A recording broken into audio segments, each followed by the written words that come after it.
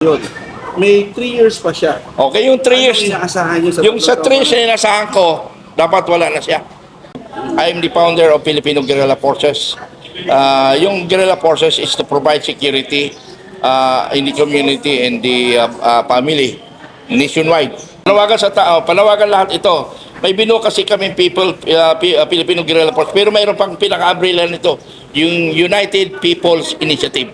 Na kung saan yung United Filipino People, United People's Initiative, kung saan lahat ng Pilipino magkaisa para sa magandang layunin ng Pilipinas. Hindi ito panawagan para pababain.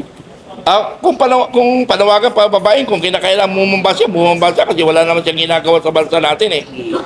Puro naman pamumulitika ang nakikita ko ha. Pag tinignan mo sa bawat sulok ng Pilipinas, puro politika ang nangyayari sa ating bansa.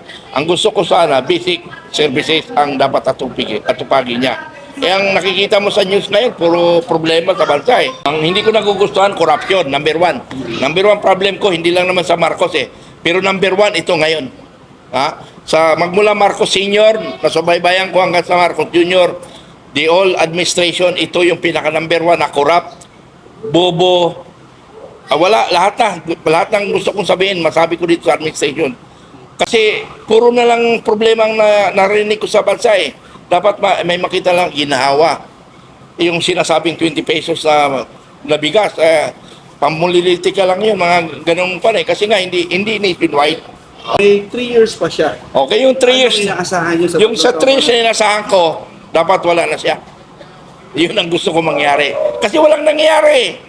Ibinigyan mo ng 3 taon, wala ka nakikita. Wala siya, 3 years pa rin, wala pa rin. Paghahanda na nila sa politika niyan, another 3 years eh.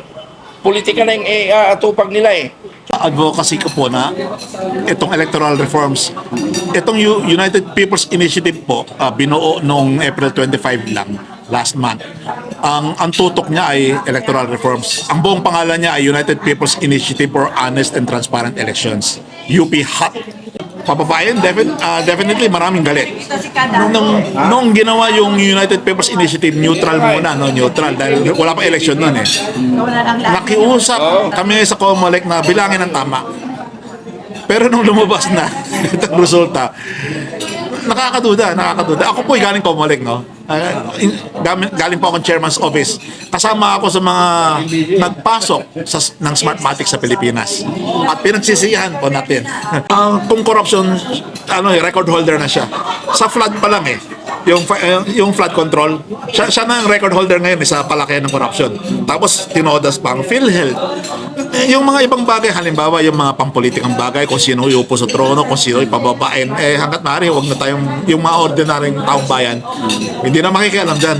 Pero yung mga apektado, ang mga mahihirap, katulad ng bigas na 20 pesos, hindi pinalagpas natin yon. Pero kung yung nanakawin mo yung PhilHealth, kung ikaw na hospital ka, mangingisay na lang yung mahal mo sa buhay, sa labas ng ospital. Ito yung mga bagay na pang mahirap. Yung mga mayaman, hayaan mo sila mag-away. No? Pero ngayon, kitang-kita, daman-daman ng tao ang diferensya ng nakaupo ngayon sa yung nakaraan. Kung sino talaga nagmamahal sa tao. Daman-dama ng masa kung sino talaga. And eventually, when he came into power, and he is already the duly constituted authority, lahat ng expectations nawala eh. So, ako yun ang ko sa akin. Talagang it's very disappointing. Sir, as a former uniform person, yung assessment sa Quezon Urban? Malaking talagang diferensya. Kasi ako mismo, nawi-witness ko eh. Nakikita ko eh. While driving, nakikita ko lalo pagka sa Manila. Bumalik talaga. Kaya you don't feel that safe in the streets anymore. And especially now, you would notice lalo ngayon sa commercial business district na ng Makati.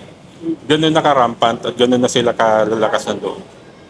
Sa akin, on my own opinion, siguro dapat magkaisa talaga. At saka yung initiative ng itong grupo nila Colonel Metran, saka yung how do they call it? United People's Initiative, siguro suportahan para nga mag-initiate tayo ng campaign. Kasi meron namang avenues na magagamit natin to address itong current political situation natin.